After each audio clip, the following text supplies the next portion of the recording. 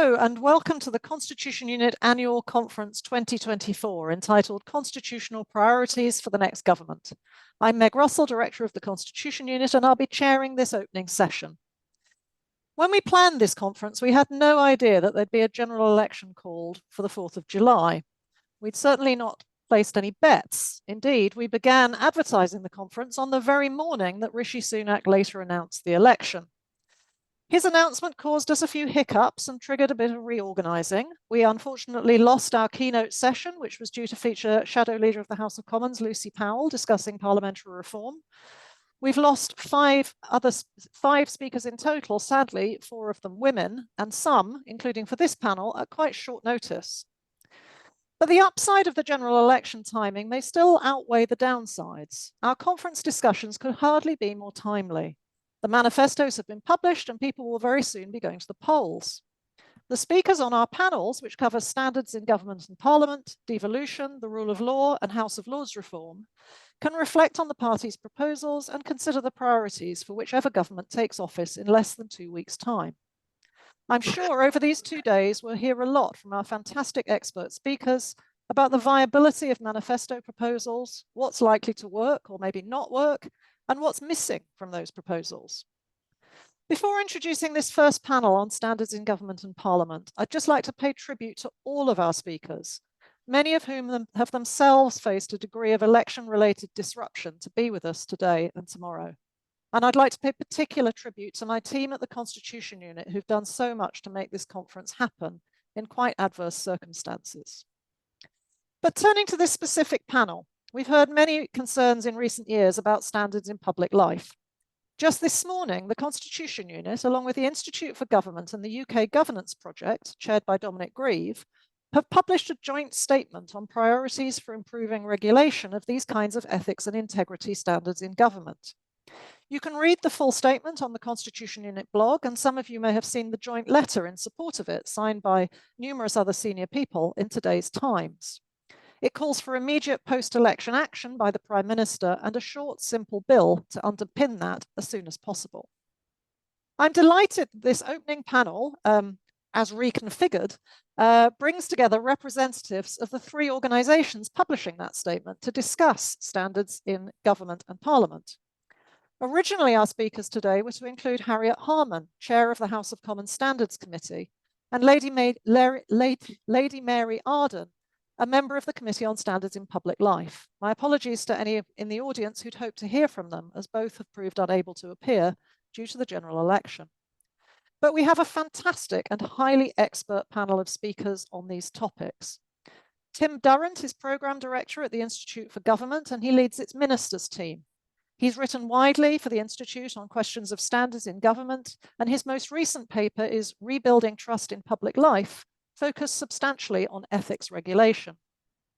Peter Riddell is a former journalist, former director of the Institute for Government, and former Commissioner for Public Appointments. He's also an associate at the Constitution Unit and co-authored its report with Robert Hazel on Trust in Public Life, Restoring the Role of Constitutional Watchdogs, published this March. And Dominic Grieve is a former Attorney General and Conservative MP who departed the House of Commons in 2019. He recently chaired the cross-party UK Governance Project, whose report was published early this year, calling for various changes to the ethics and integrity system, as well as to Parliament and the civil service. We're very grateful to all of our panellists, but I'd particularly like to thank Peter, and even more so Dominic, for stepping in at very short notice when previous panellists dropped out. Dominic, due to prior commitments that he's kindly rearranged, is likely to leave the session a little early at the end, and we're very grateful to you for being here at all, Dominic. The format for the session is that each panelist will speak for around 5 minutes, following which we'll have some discussion as a panel before opening up to audience questions. You can submit your question by using the Q&A function of Zoom, and my colleague Hannah Kelly, who you can see here on screen, will select from among them and put questions to the panelists. You can choose, if you wish, to submit your question anonymously, otherwise she'll also share your name. This whole session, including the Q&A, is being recorded and will be available afterwards as a video and an episode of the Constitution Unit podcast. So you may want to bear that in mind when deciding whether to anonymise your question. That is more than enough from me. we're going to pass over to our fantastic panel, who I realise I introduced not in the order that we agreed that they would speak. So we're going to start with Tim, then we're going to move to Dominic, and then we'll go over to Peter. So over to you, Tim. Thanks, Meg, and thank you everyone for joining us and to the Constitution Unit for putting this on. I think it's going to be a great discussion. I thought I'd start just quickly by giving an overview of some of the key points from the joint statement that Meg referred to just now that our three organisations have put out today. For those of you who've sort of been following this debate over the last few years, I was going to say a couple, I think it's more than a couple of years now, the conversations about ethics and standards in government.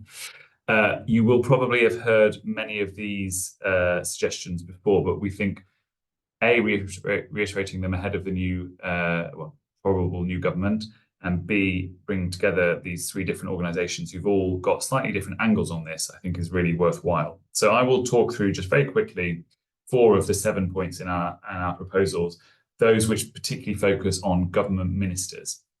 Obviously, this conversation goes broader than just the role of ministers, but this is a sensible starting point, I think.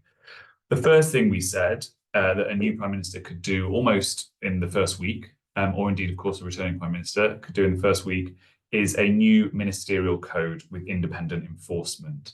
What that means is particularly the role of the independent advisor on ministerial interests, we all think should be strengthened. Currently, despite changes by Boris Johnson, which Rishi Sunak maintained, that person, currently Sir Laurie Magnus, still requires the Prime Minister's permission to begin investigations into potential breaches of the ministerial code. And we think any future office holder in that role should be able to do their own investigations without requiring that permission. There are also questions, I think, about the exact content of the ministerial code. Currently, it's a bit of a mix between ethics provisions and nitty-gritty detail of government processes and its legal status. Unlike the Civil Service Code or the Special Advisor Code, the ministerial code has no basis in statute. That's, I think, a question to be discussed as well. The second point we talked about in our statement is about conflicts of interest. So the other part of the independent advisor's role is on supporting ministers to declare relevant interests to their portfolios and manage any potential conflicts there.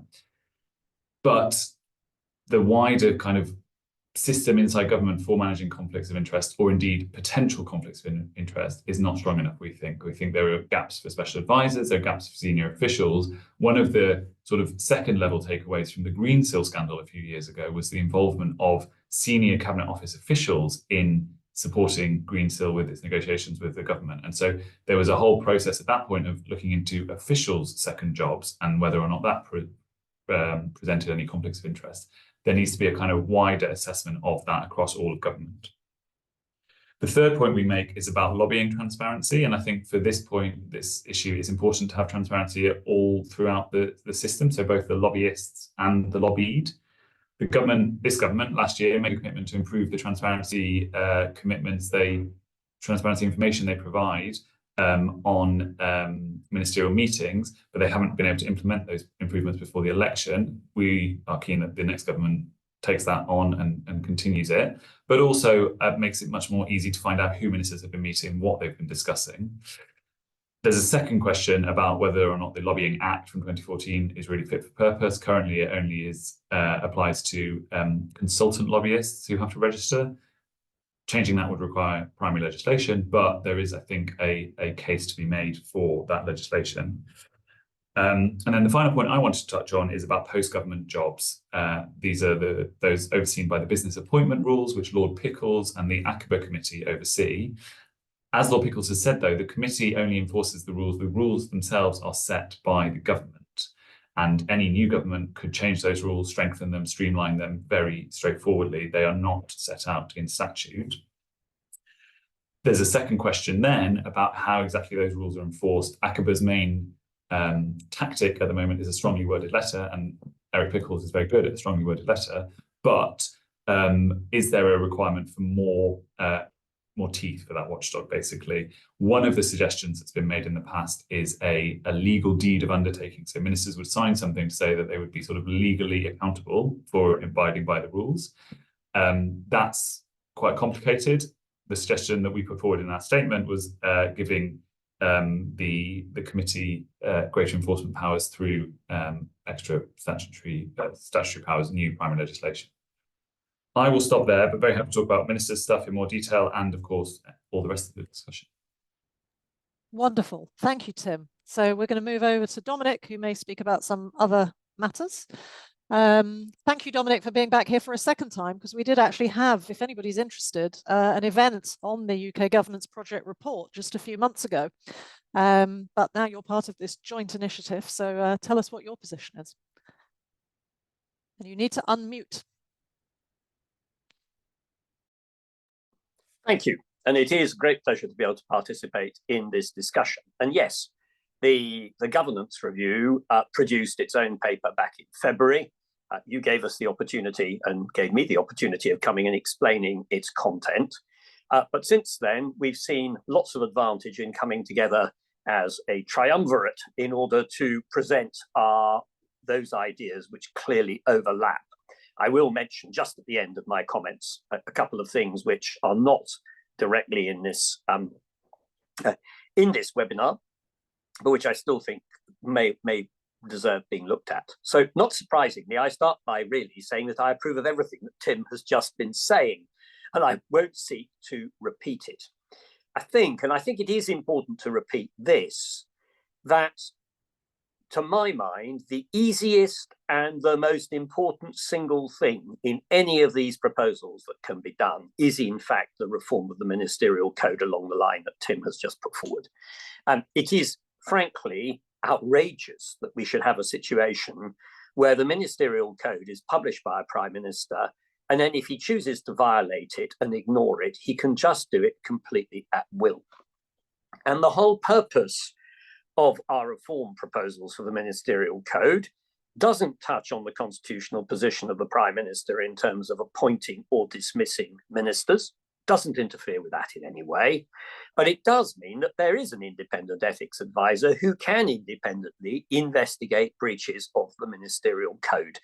And we think that that is really desirable. And if the prime minister doesn't wish to accept them at the code, the commissioner's recommendations, then he will have to explain that to Parliament and the public as to why he is not doing so. So a simple and easy reform. It doesn't even need primary legislation, although primary legislation would be useful in the longer term future to entrench it and make it slightly harder for another prime minister to abandon it. But it really could be done on the basis of an announcement on the first day of a new Parliament. And I think it would make a very big difference, because we have seen, I'm afraid, repeated violations of the code, which simply are treated and then with complete impunity. I also agree with what Tim was saying about conflicts of interest. And I would just add this on conflicts of interest, that actually, I think the current rules are rather unfair to ministers and MPs. I think at times they're really rather opaque. And you get ministers who are complying with the rules 100%, and then get slated in the press because they are alleged not to have disclosed that which the newspaper thinks was relevant. The whole purpose of this reform is not to make it harder for ministers or indeed MPs. I think it should make it easier, and also that there be more harmony across the piece.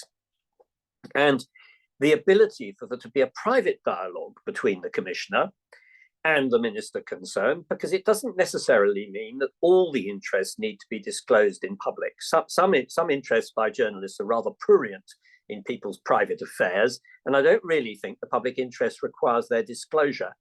But what is required is the ability of the commissioner to be satisfied that at all times conflicts of interest are being properly handled. And I think that that would be the the second really important change. Lobbying, we didn't cover particularly. We did cover ACABA in some detail, and we happen to think that I think the deed, although it's not the easiest thing in the world, but having a deed, a legal requirement on ministers to observe the ACABA regulations, I think would be very important. Then may I just turn to two things which we focused on particularly. One was appointments to the House of Lords, and the other was honours. On appointment to the House of Lords, I fully appreciate many people listening to this webinar will think the House of Lords could do with root and branch reform. whether you want a wholly appointed second chamber, appointed in a different way, or you want a partly elected second chamber, or you want a chamber of the regions and nations.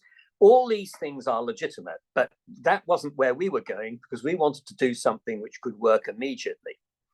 So the basic principles are there. The Prime Minister's patronage remains, for better or worse, with the conventions underlying it, that the House of Lords, there is never a majority for a single party, and that there should be, and I think the convention now is, a significant independent element. You could entrench all that, of course, if you wanted to, in statute, but that's not where we went. What we went to was the fact that people are being appointed to the House of Lords who are manifestly unsuitable to be appointed. HOLAC, the House of Lords Appointments Commission, exists to prevent that from happening, but the Prime Minister can simply ignore and override HOLAC's recommendations. And this has happened on at least 2 occasions in the recent past, and possibly more.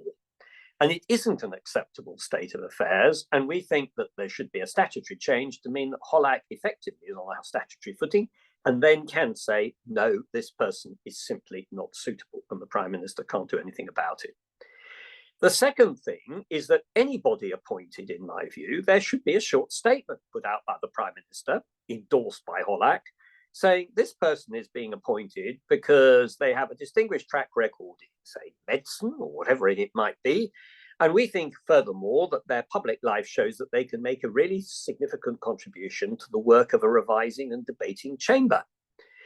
Because the House of Lords should not be seen as an honour, as other honours are. It is, in fact, a working appointment, and one which, if it is to be done properly, even though it may be part-time, allowing people to do other things, nevertheless, it should be seen as being part of their primary function, not somewhere where they might occasionally turn up to have lunch, or worse still, to clock in, collect their £361, and clock out again, which is not acceptable and brings the whole system into disrepute.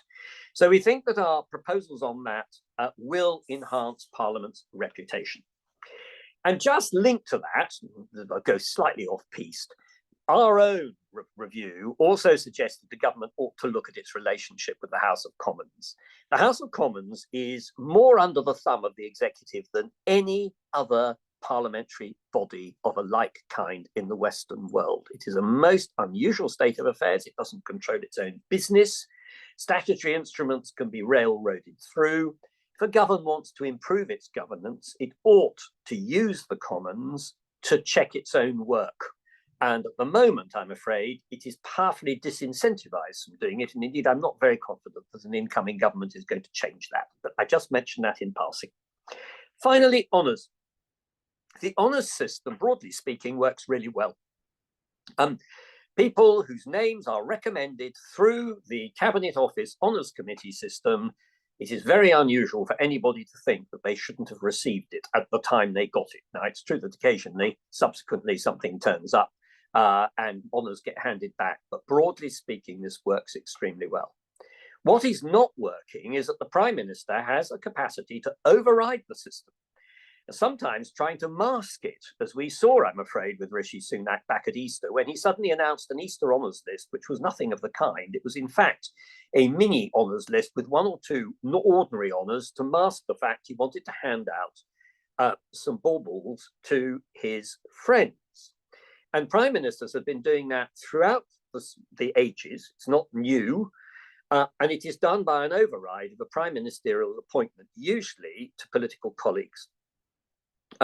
We think this should simply stop.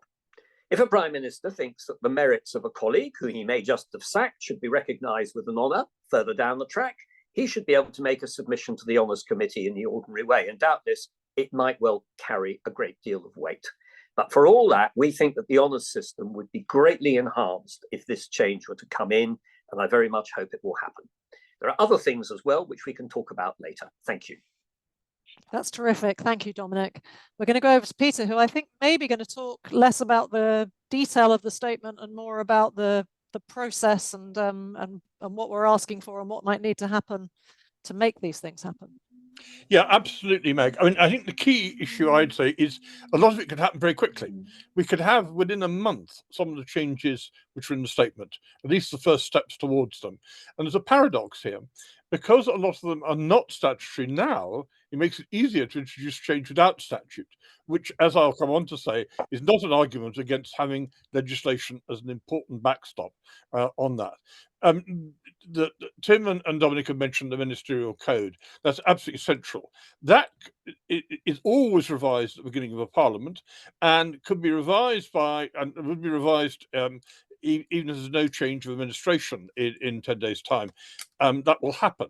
And that's an opportunity to signal a new approach. I mean, there are arguments about whether it should be split between the kind of values and ethical aspect and the sheer administrative stuff about running of cabinet committees and things. There's an argument about that.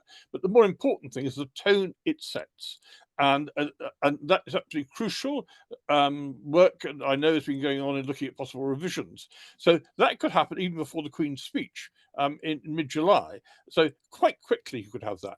Secondly, in relation to a number of the proposals in the list, for example, the operation of the independent advisor, some of the stuff on public appointments, which I used to be involved in as a commissioner, all you need is a letter to the relevant person from the Prime Minister saying we want to change this. So there are a lot of things, and leaving aside the House of Lords appointments, which I know is subject to a session tomorrow. So quite a lot could happen almost by a letter.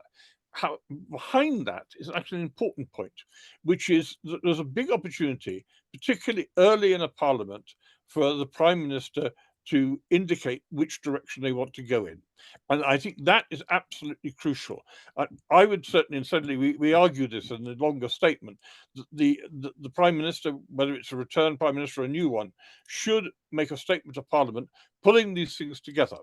And that would indicate their priorities and attitudes. Linked into that is also indicating next steps. With some of the areas, for example, the whole area of business appointments and what happens to ministers and civil servants and so on after they leave their jobs is very complicated. It's been endlessly debated, as Tim pointed out. And some of that may well require legislation as well as new forms of contract. That certainly applies to the lobbying point, but there is already legislation, and to extend the lobbying, as indeed the lobbying registrar wants to happen, would involve legislation. And to take these forward, you couldn't do immediately, but you could indicate you were going to do it. The two other points I want to make. One is that Labour has proposed an Ethics and Integrity Commission as an umbrella body to kind of supervise all the area we're talking about in relation to executive agencies, not Parliament, which has its own mechanisms for standards, but the executive agencies looking at ministers and civil service behaviour. Now, we've been doing quite a lot of work on this with Robert Hazel, the former director of the Constitution Unit, and we see a lot of unanswered questions. That it's quite clear that Labour thinks that the new Ethics and Integrity Commission should not itself be a regulator. So the independence of existing regulators shouldn't be affected. Indeed, it should be strengthened. They should be strengthened. But how do you actually work that in practice? And there's a lot there that if you have a spokesman for the regulators, what does that mean for the power of the regulators? And in particular, there's the issue of the Committee on Standards in Public Life, a very valuable body approaching its 30th anniversary, which does good work. You know, much of it's been ignored by the current government in the last few years. Now, can you have two umbrella bodies? So there's a lot of thinking required there before you set up the new body, although you'd want to do it fairly quickly to signal it. The second point I want to make is that the Labour's indicated it's only likely to do one bill, which is to do with the House of Lords. We argue in the statement there's the importance of statutorily underpinning the independence of the regulators, as well as the specific points I've been making in relation to, say, lobbying and business appointments and so on, where statute may be required. Now, the argument for that is essentially you've got to guard against what are fashionably known as bad actors. That it's all very well to say, and I've heard this from Labour people, oh, we'll respect the independence of the regulators. But we've seen enough examples in the last few years where that independence has not been respected. That is the argument, not as an immediate threat, but just a safeguard in future as a stopgap. May not make any difference to operations in the short term. It's the same argument for giving the independent advisor the power to initiate investigations, which Sir Laurie Magnus has to seek the consent of the Prime Minister now. A change won't be that significant operationally, but it's desirable. Similarly with legislation, I think it's a very important signal to show there's a new approach. But the key to all this is less legislation than the attitude of a Prime Minister. Because sure as anything, sometime in the next 6 months to a year, something will go wrong. There will be a scandal, there'll be a problem, particularly if there are lots of new MPs and lots of new ministers who are unfamiliar, something will go wrong. And it's how that new Prime Minister or existing Prime Minister responds to that will actually be more important than anything else. Thank you. Fantastic. Thank you, Peter. Just a quick pause to remind people to start putting their questions in. We've got some questions in already, but now is the time that after you've heard people's opening remarks, to think about what they haven't covered that you'd like to hear about. So do use the Q&A function. And in the meantime, we'll just have a bit of a chat among ourselves. Maybe come straight back to you, Peter, because you've been fairly clear on some of this stuff. But can I maybe just press you a little bit further as to what would you like a new Prime Minister to do within the first few days, couple of weeks? I mean, we've got a timescale here where obviously it's the unusual July election means there's only going to be 2 or 3 weeks of Parliament before we have a break over the summer. Is there a particular target that you would set for a thing or things to happen before Parliament breaks up for the summer? And what would that be?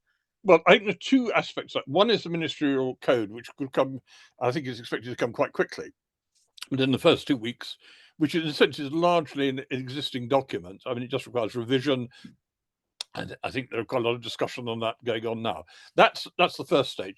But what I'd actually like to see, tying together what we've just been talking about, is the a prime ministerial statement about ethics in government, laying out not necessarily immediate actions, or some cases will be immediate actions like letters to the regulators and so on and so forth, but also the steps ahead, the plan.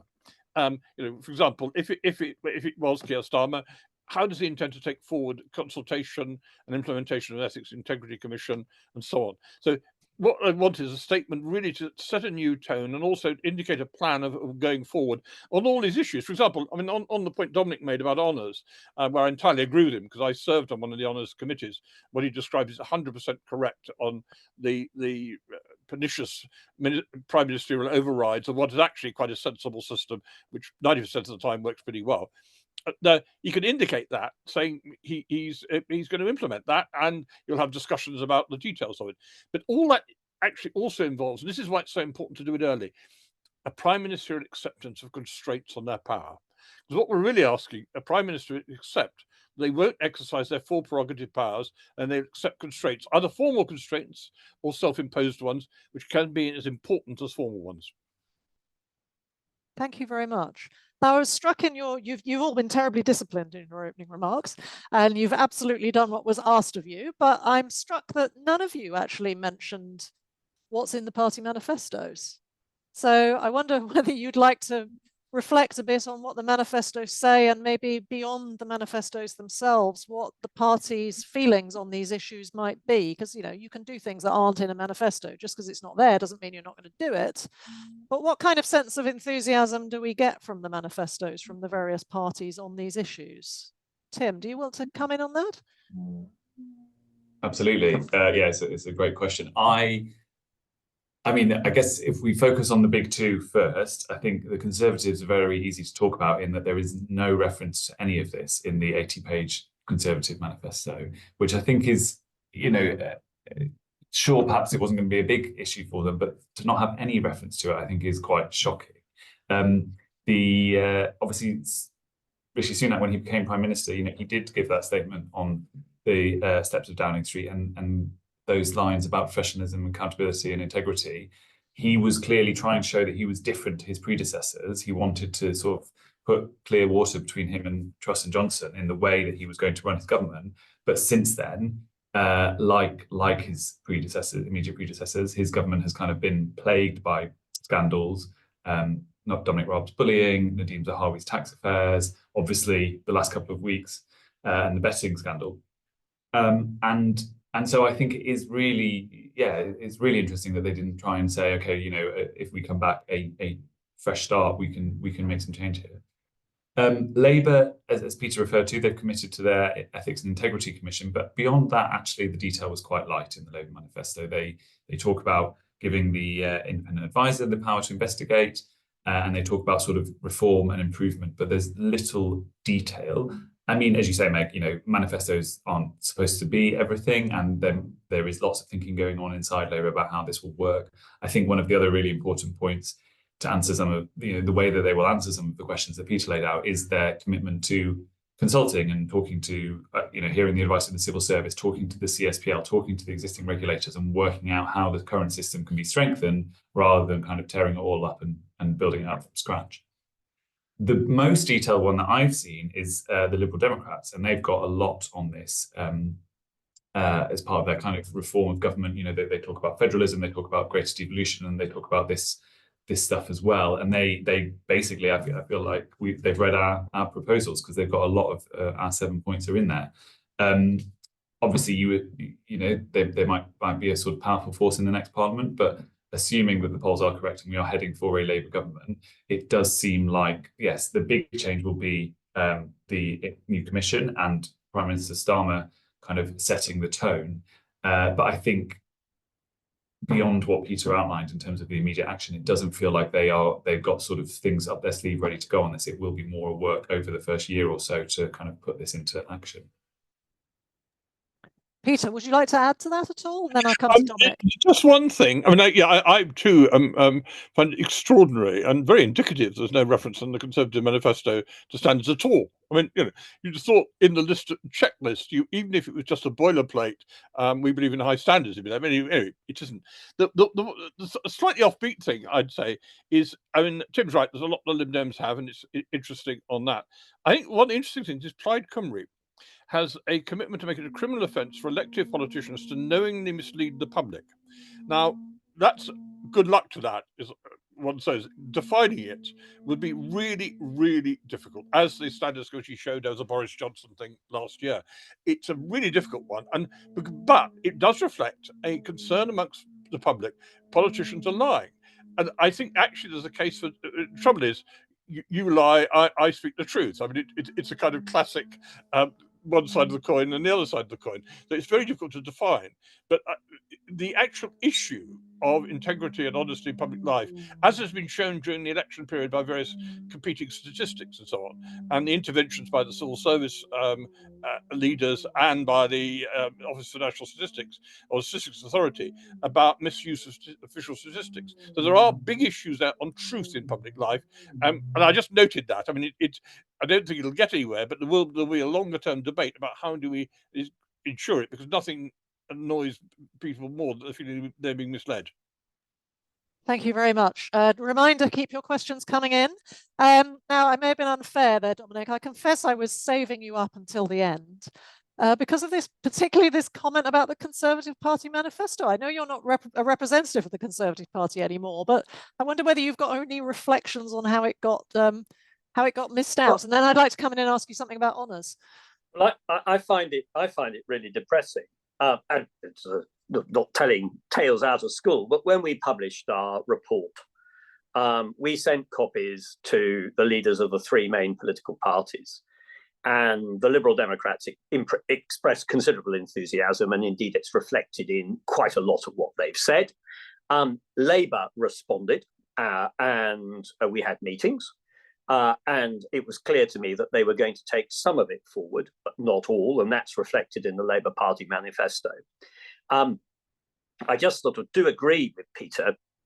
I remain a bit dubious about this overarching office for ethics. It can't cover Parliament because Parliament has to be separate.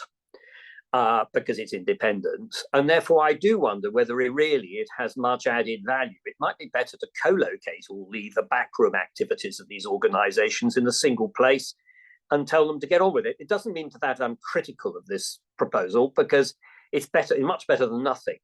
But I do think that getting this up and running doesn't necessarily require an overarching ethics commissioner. And I also think, and I agree with this, that the Committee for Standards in Public Life could have an enhanced role which would fulfill that coordinating function if the government wanted it. So that's Labour. Conservatives, well, I sent a copy to number 10 Downing Street to two people in number 10 with whom I had some connection. And I have to say to you, I received no acknowledgement whatsoever from either of them, which I did find pretty bizarre. And I also find it pretty bizarre that there is nothing in the manifesto at all when Rishi Sunak himself had acknowledged that things had gone wrong when he became leader. And I do find that depressing. Now, to say something on behalf of my former colleagues, I know from the participation and input we had in doing our own review that there are Conservatives who take this issue very seriously. And they provided us anonymously with their input, which was wholly supportive of what we were trying to do. And some of those may still be in the House of Commons after this election. So I don't think that this issue is in some way dead with the Conservative Party. Indeed, if it goes into opposition, I'm fairly confident that some people will start looking at it seriously. But I do think it is depressing that in view of what's been going on, the current government under Rishi Sunak has not been able to distance itself from its predecessors and simply saying, you know, we're going to behave better so it doesn't matter, we can keep the status quo. And I'm afraid there's plenty of evidence, as was pointed out by Peter, that there have been problems. And indeed, as I made the point earlier about the so-called Easter honours list, I'm afraid that when it came to the crunch, the current Prime Minister showed himself perfectly willing to start to carry out a piece of obfuscation to masquerade what was in fact largely a honours for friends. Yes, you've led me to the next point I wanted to perhaps unfairly ask you very beautifully. Rishi Sunak dealt with the Easter honours, and he also dealt, of course, with Boris Johnson's, not to mention Liz Truss's, dissolution honours. So in the same way that I asked Peter, what would you be looking to the new Prime Minister to do in the first weeks? One of the things that if Keir Starmer is the Prime Minister, he may have to deal with is the suggestion of dissolution honours from Rishi Sunak. Do you have any advice on that? I mean, how quickly can we implement a new system of honours? And is there going to be a sort of urgent question for him to resolve on all of this? Well, I think there is. And if I were in his position, I would receive this list if Rishi Sunak is going to provide it to him, and I would write a polite letter back saying we are getting rid of dissolution honours, because as you'll appreciate, dissolution honours are a system of honours which are about prime ministerial patronage. And therefore, without in any way casting any aspersions on the people in this list, may I suggest to you that you should submit these names to the Honours Committee in the usual way, explaining why you think these people are deserving of honours. And as I say, as a former Prime Minister, I would expect the Honours Committee to take that very seriously, whether it's civil servants or SPADs or indeed political colleagues. I think it's important to emphasise, I don't think that these people should never have honours. I think in many cases they very much deserve to have their work recognised, but it's the way in which it's done. But if I were a new Prime Minister, I'd just say this is over. It's never going to happen again. And that would actually be the clearest possible sign to the public that something had changed. That's very interesting. And Keir Starmer hears this from a former Attorney General. It's completely legally safe and everything. Peter wants to come in. Yeah, just briefly on that. Of course, there is already, when you talk about dissolution list, you actually mean resignation list, because a dissolution list is already in the works. I'm sorry. Yes. It's quite important actually for your discussion tomorrow, because a dissolution list will mainly be, well, it'll all be retiring MPs, and mainly be, particularly controversial, is peerages, because that kicks into the whole discussion you're going to have tomorrow about numbers, and that is already in the works. And I think probably we may see it even before the election or just very shortly afterwards. I mean, that's gone through where Dominic says on the resignation list. I think it's interesting. We did have a Prime Minister who resigned without doing a list. That was Tony Blair, because he was then in the loans for honours problems. Remember, we tend to forget that now. He was interviewed by the police over it, and so he didn't actually have a resignation list. So there is a precedent for not having one, and that could be invoked by a new Prime Minister. But in general, they prefer. And remember, Theresa May, back in 2016, kind of shrugged her shoulders and said, well, if David Cameron wants this, he can have it, even though I don't like it. So there's been a tendency, certainly amongst prime ministers of the same party, to accept what their predecessor did. But there is, I say, the Blair precedent. Thank you. That's very useful. The interesting thing is about the dissolution honours. Yes, you're right. We mustn't conflate the two. Is if they haven't been granted by the time Keir Starmer becomes, and obviously if they've been put into the ordinary honours system, that's another matter. But if they have in fact not been completed by the time a new government comes into office, should it be bound by the dissolution honours that have been proposed if they haven't in fact completed their course through the system? I'm very keen to get to the audience questions. So I'm going to call Hannah in a minute, but I just thought I'd try one more thing on you as a panel, and feel free to jump in if whoever feels they might want to say something on either of these things. I'm just aware that, well, firstly, we advertise this as being about standards in government and parliament, and the statement is very much about standards in government. We were due to have Harriet Harman here originally. And the Standards Committee in the House of Commons did issue a report just after the announcement of the general election on the standards landscape in Parliament. So I don't know whether any of you would like to say anything about standards in Parliament and the importance of that. And then the other body that was going to be represented here was the Committee on Standards in Public Life with Mary Arden. And you haven't mentioned them very much, and they're very active in this area. So I just, if anybody could comment a little bit on the CSPL's attitudes to some of these proposals, because I think there's quite a lot of resonance actually between what they've said and what the three organisations have been saying. Peter, you've unmuted. Is that an indication you'd like to come back? Just very briefly, on the Standards Committee, the standards in Parliament, formally regulated as Parliament as an institution, have changed almost without recognition in the last 5 years. There's been really major improvements, an independent element to look at some of the complaints, which has been very important, and we've seen by-elections caused and so on and so forth. So that's happened. The problem which the Standards Committee drew attention to was the internal processes of the parties, because often it's not a complaint just handled by the Standards Committee and by the Parliamentary Commissioner for Standards, who's doing a very good job. It's not just him, but it's also when things are looked at by individual parties and people lose the whip. And I think there's a feeling in a number of the parties, and not just two major parties, that the processes are opaque, and they also go on for a very, very long time. And the Standards Committee basically recommended to the parties and their chief whips that they sort themselves out, have consistent processes, and also make clear what they are. And I think that's quite an important thing, particularly when you've got a very large number of new MPs. I think there's a big problem, which you had a meeting on recently, of induction and talking to new MPs about processes. Briefly on CSPL, yes, that's been very involved, Committee on Standards of Public Life, in creating and encouraging the creation of some of the parliamentary mechanisms, and trying to keep an eye on that, and particularly an issue which Jonathan Evans, the last chairman, and the current chair very much focus on, Doug Chalmers, is the behaviour during elections. And this followed, of course, the murder of 2 MPs and so on, against intimidatory language and intimidatory behaviour. There's a report in the papers today of a candidate and a former MP's office in London being vandalised and so on. And there are a number of cases of threats to MPs, or candidates, I should say, during the election. And CSPL have been quite active in promoting proper behaviour on that. Would others like to come in? Tim, would you like to say any more on this?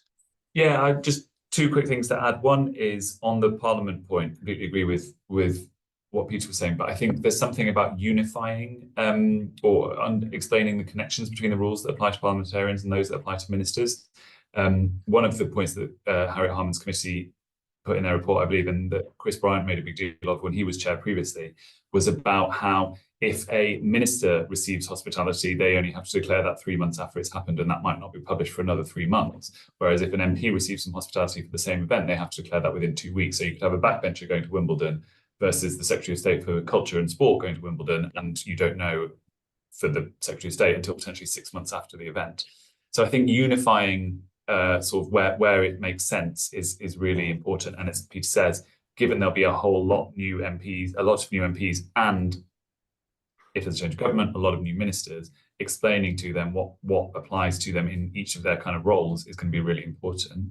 The other thing on CSPL, I think, just to add as well, one thing that both I think Lord Evans and Doug Chalmers want the organisation to do is be that kind of the voice of the ethics regulators, or the sort of the kind of communal space where they can all come together and share what's happening, compare notes, etc. And I think that's a really valuable thing.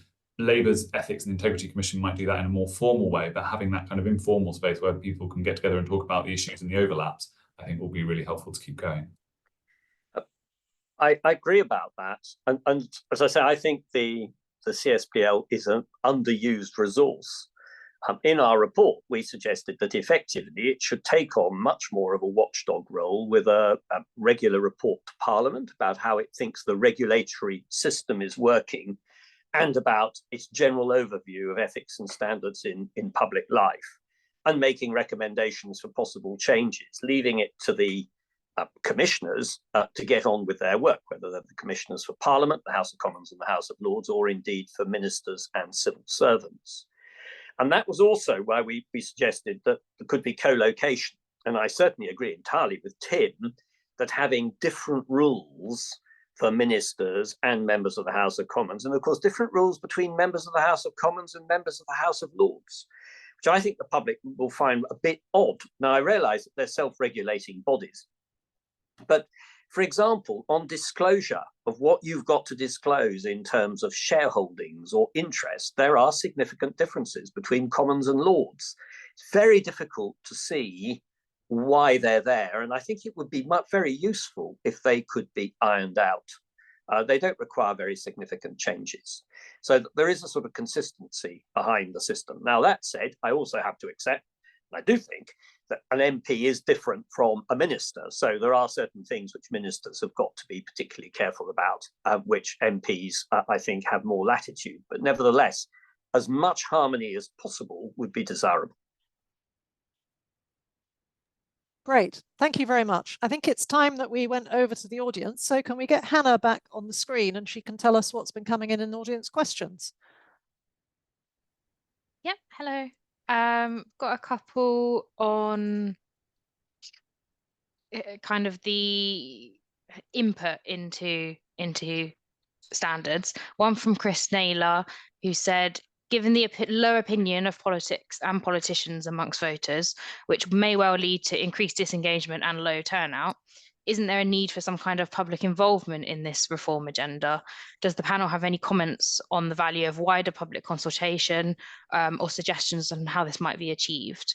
And an anonymous questioner said, should Parliament be the ultimate arbiter of a sanction against individual members, as decided by a select committee, for example, or should it be an external regulator? And what would the constitutional position of such a regulator be?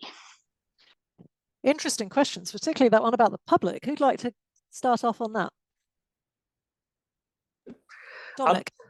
I mean, I can see some merit for some public discussion about what they expect from their MPs and ministers. The only trouble about this is that it could easily be a kick into the long grass, whereas I happen to think that some of the changes that we need are so obvious that they could be carried out swiftly. So as a compromise, I might come back and say, I really would like the new Prime Minister to come in and get on with this. But in the run-up to potential legislation, might there be some wider consultation about what should go into it and whether, in fact, we've missed something? We as a collective group that have provided input into this letter to the Times? Yes, I mean, it could, although what form that takes and how you best do it, often very difficult to know. On the second point, I do think you cannot have the constitutional settlement as provided for in the Bill of Rights of 1689 and an external regulator of the House of Commons. I just don't think it's feasible. And in fairness, as we saw with the example of Mr. Johnson, although the system, I think, within Parliament could be significantly improved, I mean, I've always thought that there is no reason, because there are some complex issues on contempt of Parliament, and lying to the House of Commons as to how you make findings of fact which are compatible with a hearing which is, it would be past scrutiny by the European Court of Human Rights. There is an issue there. I think it's capable of being resolved. You could appoint a retired High Court judge as a fact finder to make the recommendations. But, and you could, if necessary, have hearings. But subject to that, I do think it is important part of our constitution that Parliament is self-regulating, because otherwise it has the potential of being exploited by an executive that wants to control Parliament. So I think one's got to be quite careful about that. And Peter, maybe I could come to you on this. I mean, Dominic's talking about Parliament, and indeed the question asked about Parliament, but there are interesting questions about the sort of democratic legitimacy, the democratic underpinning of all of these systems, aren't there? And there is a bit of a risk with some of this, that if regulators are seen to be sort of part of the blob or whatever, that is trying to impose solutions on elected politicians, that actually regulation might even become part of the sort of unpleasant culture war that's developing. How do we get that sort of balance between legitimacy and kind of holding people to standards of which are overseen by experts? I think that's a very interesting question, Meg, because I think it's already true. I mean, people, when I was a regulator, I'd be accused of being part of the blob or whatever. My argument was, and I think this is the essence of the answer to your question, is that it should be ministers who reach the final decision. The value of the independent regulator is to identify problems, to see if there is a problem or isn't a problem, and to present that as publicly as is compatible with confidentiality, which is certainly true in public appointments, and that to be group confidentiality. But otherwise, ministers who are accountable to Parliament take the final decisions. I mean, similarly, a point Dominic made earlier in relation to the ministerial code, that the value of the independent advisor is to carry out independent investigation and to present recommendations. But then it's the Prime Minister to decide whether they want X or Y in their government. And that, I think, preserves that link, that it is not the independent advisor determining whether someone is in the government or not. Now, it's a fine line. It's a very fine line. For example, when Laurie Magnus did his inquiry into Nadine Zahawi over his tax affairs, there's probably only one conclusion to his report, which is a very clear, fair and balanced report, that it was very difficult for him to remain in the government. But nonetheless, the decision was basically Rishi Sunak's decision, and that should be the case. At the same time, there should be accountability to Parliament. I mean, I believe very strongly that whilst ministers took the final decisions on public appointments, I should be accountable to Parliament to discuss what was happening, to discuss what decisions and recommendations I'd made, and so on. And I think that's crucial. In relation to Parliament itself, of course, there is a former High Court judge who is involved in the grievance procedure. But again, it's up to MPs to take the final decision. And we saw this over the Owen Paterson affair, when the Johnson government tried to override the Standards Committee and quickly had to retreat within 24 hours, because it was just unacceptable that it should be Parliament to make a proper decision and to do that. So I think there's a balance there between independent investigation. One of the arguments sometimes used is that you don't need investigators. It all should be up to Parliament. Well, that's just not feasible. As Dominic implies, it's very difficult for a committee to do a forensic investigation of an issue. It's much better for it to be reported to, and then political accountability comes in. Okay, great. Tim, I'm aware I haven't brought you in, but I'm looking at the clock, and I know that Dominic needs to get away by 2 for his prior engagement. So I'm just wondering whether, Hannah, are there any questions that were very specifically for Dominic before he disappears? The answer might just be no. No, none specifically directed to him.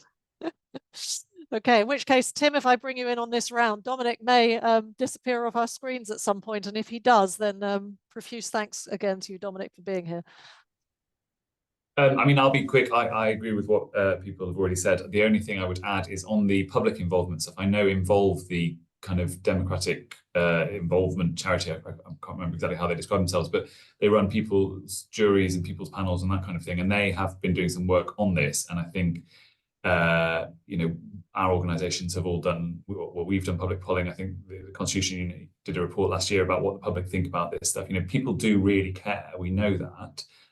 It is an issue that people care about, and there is the wider question of sort of falling trust in politics and in faith in government to actually solve the problems that people care about in their day-to-day lives. So we know that this is something that the public at large wants to do something about. And I think there's appetite out there and there are ways of involving people. But at the same time, there are some things that the next Prime Minister can do by the time summer recess comes around. So it's getting the balance right across both of those fronts, I think. Great, thank you very much. And thank you for plugging our project. If anybody out there is wondering what that is, then the Democracy in the UK After Brexit project has indeed done lots of polling and a citizens' assembly on people's attitudes to all of this. And there are 4 reports, I think, now on our website that you'd be able to find. And basically what all that shows is that the public doesn't really have faith in the system as it is now. They don't think it's working. They really care about ethical standards and they don't think enough is being done about it, which I hope is power to the elbow of a government that might come in wanting to do something about this. But let's go back to Hannah. You've got lots more questions, I know. Peter Lloyd asked, is it desirable, necessary and workable to incorporate a principle of openness into the system, including the ministerial code? This might be necessary because transparency isn't always enough and relevant information often isn't raised. For example, the US House and Senate committee hearing system seems to require it to a greater extent. It could reduce deceit by omission. And John Tomlinson asked, how can we best embed these processes in statute or otherwise to make it difficult for future prime ministers to reverse them? Should we start with you this time, Tim? Unless Dominic, is you still on the screen, wants to say anything? I'll just unmute. Yes, I mean, on the second one, if you legislate, then if you're going to, it asserts the independence, for example, of the commissioner or the powers of ACABA. And it does mean that if a prime minister wants to change that, then the prime minister is going to have to pass primary legislation through the House of Commons. Now, of course, if you have a majority, you can do that, but it's going to make it much harder. I did notice one of the questions on the screen was about whether the ministerial code should include the need for ministers to respect the UK's international legal obligations. And that, I think, was quite telling, because whilst the UK's position is that we do respect our international legal obligations, it was taken out of the ministerial code by a mere hand wave of David Cameron when he was piqued at being reminded about this, probably too often by me. And over the ECHR. Now, he then had to admit, and indeed the government had to admit, it made no difference. But the fact that the ministerial code could be altered in this fashion by a mere diktat from the Prime Minister's office is something which I think we could do without. And so from that point of view, primary legislation is, I think, important.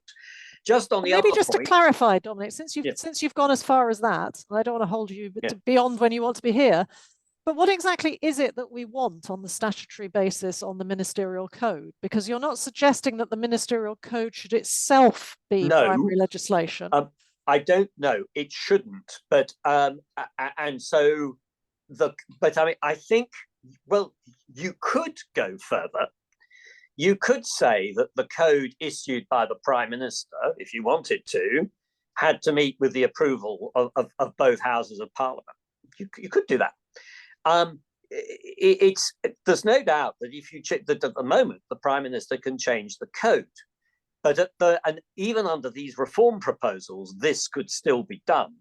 But on the other hand, the Code Commissioner's independence, if it was enshrined in legislation, would mean that the Code Commissioner was in a position to comment on this in a way that the Code Commissioner is not able to do at the moment.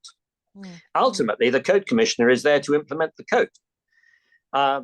And if the Prime Minister changes the code, then the Code Commissioner will not be able to say that the code has been breached. And I think that is a potential hole actually in all our proposals that we shouldn't completely ignore.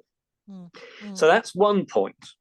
The second point about openness, maybe I've slightly misunderstood it and somebody else will have to deal with it. But I mean, clearly there is a need for transparency and transparency matters, although I do think there are some areas like conflicts of interest where I'm not completely convinced that full transparency is fair to the individuals concerned. And what is necessary is full transparency to a commissioner who is trusted with that information.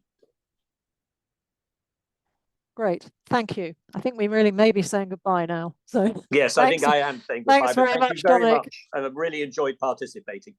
Thanks. We're going to continue. We're due to finish at 2:15. So let me now turn to Tim, who's been rather shut out. We've got some interesting questions here on transparency and on embedding in legislation. Yeah, no, that's totally fine. Thanks. So on the openness point, I mean, I think that's sounds sensible. I guess the question is always, how do you kind of go from the level of principles to actually impacting on how people behave? You know, we have the Nolan principles, we have other detailed kind of recommendations about how ministers are expected to behave, how the civil service is expected to behave. I think ultimately this always will come down to the kind of culture of a government. So where a prime minister shows that he or she expects their government to abide by these principles, that will kind of filter down through the organizational layers, where they signal, whether implicitly or explicitly, that they're quite happy for people to kind of dodge rules and work around the system, then that will also filter down through. And so, yes, a principle of openness sounds sensible, but in terms of actually implementing that and embedding that in the way things work, it goes back to Peter's point at the beginning that this has to come from leadership. It has to come from sort of walking the walk, to use that cliche. I'm glad you asked your follow-up question, Meg, to Dominic, because I think it is really important when we're talking about the ministerial code. One of the criticisms that people make of the suggestion to put the ministerial code into statute is that you are then sort of opening up the ministerial code to litigation, and that it could be justiciable, and people don't want that because that would infringe on the Prime Minister's ability to appoint or fire the members of their own government. And I think that's really important that we be clear about that. Our recommendation is not that the content of the code itself be put into legislation, it's that the requirement for there to be a code be put into legislation, and that would bring the ministerial code up to the level of the Civil Service Code and Special Advisor Code. So I suppose what I was trying to pick up with Dominic is then what is the mechanism for amendment? Because what he was lamenting the fact that the Prime Minister can change the code too easily. There's something in the middle here, isn't there, between Parliament controlling all the words in the code, or simply saying that there is a code which the Prime Minister can change willy-nilly. It's really interesting, isn't it? I think with at least one of the other codes, the SPAD code perhaps, it has to be laid before the Commons. So that's a sort of a slight extra step. But you're right, but ultimately, you know, maybe you can't square the circle. The Prime Minister, if you are committed to the principle of the Prime Minister being the person who chooses who does and doesn't serve in government, they have to have that leeway. And you can only get so far with those constraints or those kind of requirements on them. If they want to change the code so that it says, actually you can bully civil servants, the requirement or the check on that is politics. It's not legislation. It's public opinion and political opinion. And you know, we have a political constitution, and I think that is going to always, as Peter mentioned, you know, the Owen Paterson case, it was the politics that dealt with that rather than any kind of legal process. Peter looks to be raring to go on this question. And I'm wondering whether there's actually a connection between these two parts in terms of the control, but also the transparency, because the way that Dominic described it, the Prime Minister could sort of rather sneakily change the words. So is transparency part of the answer here? Yeah, I mean, I just go back to my experience when I was Political Appointments Commissioner. There was an order in council. I wasn't established by primary statute, but it was an order in council. And that laid down that the governance code for public appointments, which is the government's code, it wasn't my code. When they were revising it, they had to consult me as commissioner, and they did. And indeed, when they were revising the code in 2016, there was a very lively debate. I mean, you know, I won some things and lost some things, but I actually won a few important ones, including having the principle of fairness in the code, which hadn't been there, rather important thing, and some various other points. So they had to consult me, and that became a semi-public discussion. What they didn't have in the Order in Council was any requirement to consult the Parliamentary Committee. Well, I remember saying to PACAC, the Public Administration Committee, that's something you should press for. Like, you know, it's right that I should be consulted as commissioner, but you should also be consulted. And I think there's a parallel there with the ministerial code. And obviously, the independent advisor, as the regulator, should be consulted. But equally, when they propose a new code, it not necessarily laid before Parliament, but at least it should be consulted. Now, there are problems of timing at the beginning of a Parliament with select committees being set up and so on. But that aspect of consultation, which would still leave the ownership with the Prime Minister and Executive. But the advantage of consultation is it does expose embarrassing things. Yes. And that's the I found that nothing Whitehall hates more than embarrassment. And if you could surface publicly an issue, you can often prevent bad things happening. Yes, the transparency and accountability provided by Parliament and its committees, that maybe if you change the code, you have to be prepared to appear and answer questions about why that happened. I think Absolutely. that in itself would make quite a big difference.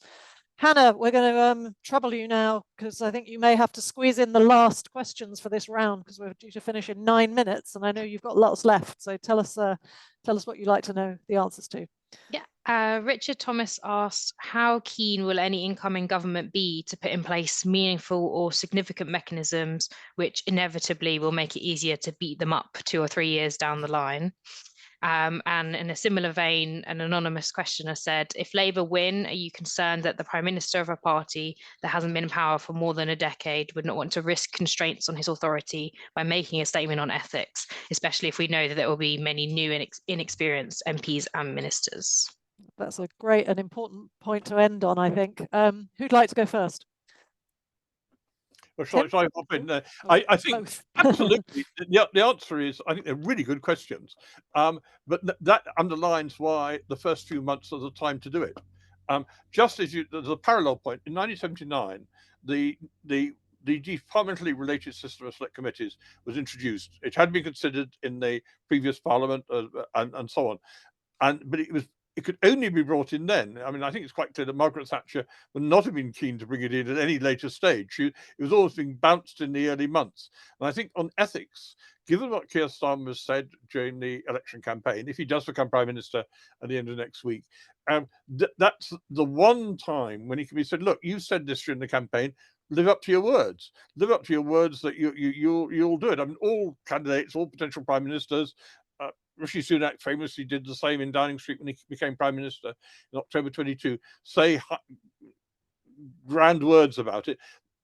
This is exactly the time when you can do change, because certainly later on, and I agree with the questioners there, it becomes much more difficult later when they see all the practical problems and say, oh, well, I'm not sure I'll do that. I mean, we all remember Tony Blair saying he regretted the Freedom of Information Act, and he wouldn't have done it if he'd thought about it more.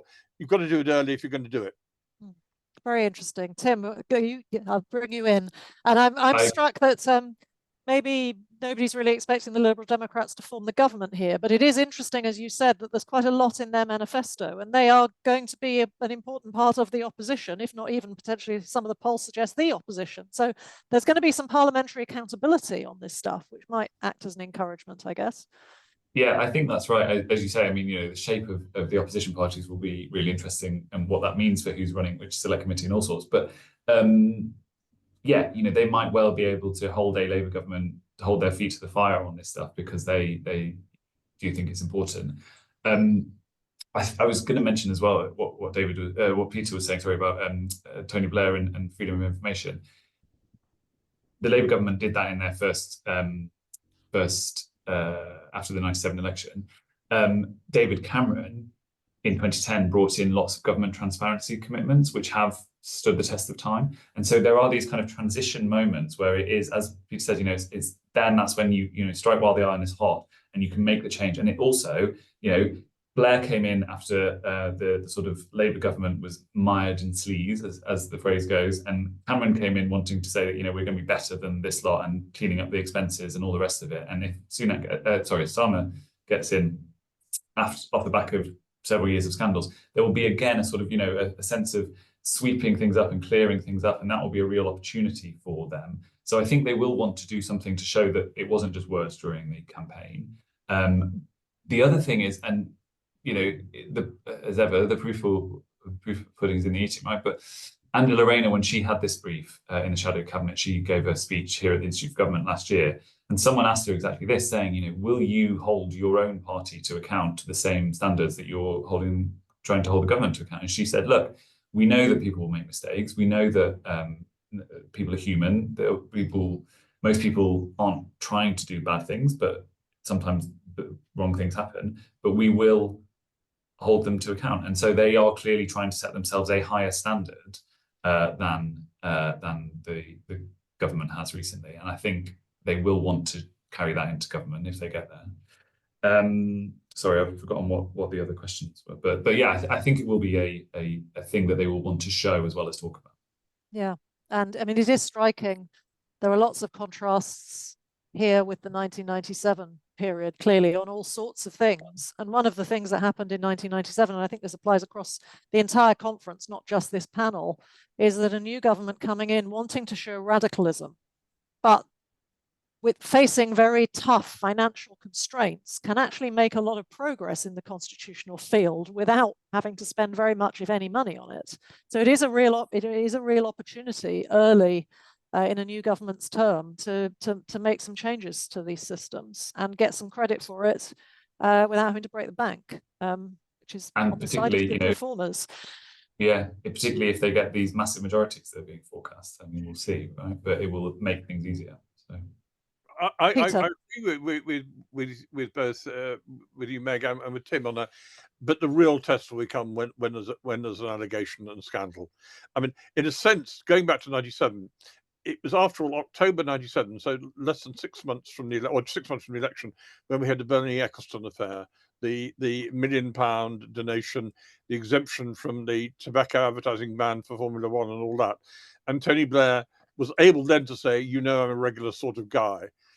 And you can't do that for very long. You can only do that for a short period. So it'll be the practice. But I agree with you entirely. There is an opportunity, and the parallel with 97 is very interesting. That's right.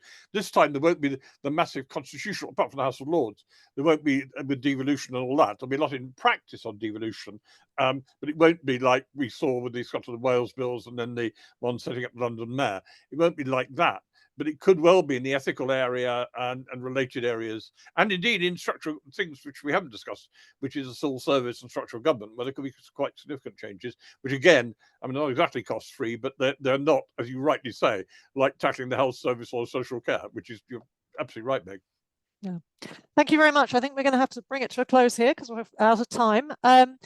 Thank you so much to our speakers on this panel, Peter Riddell, Tim Durrant and Dominic Grieve, for your insights, for answering the questions. Thank you to the audience for being here and for asking the questions. I'm sorry if you didn't manage to get your question in on this round, but I guess this is the first of 4 panels at the conference. So come back and ask your question in subsequent sessions. If you haven't already had a look at the joint statement that we've been talking about, it was dropped into the chat at the beginning of this session. So have a quick look there and you can find the link. Otherwise, you can find it on the Constitution Unit website, the Institute for Government website, and indeed the UK Governance Project website, if you want to see what some of those 7 points are that were being made.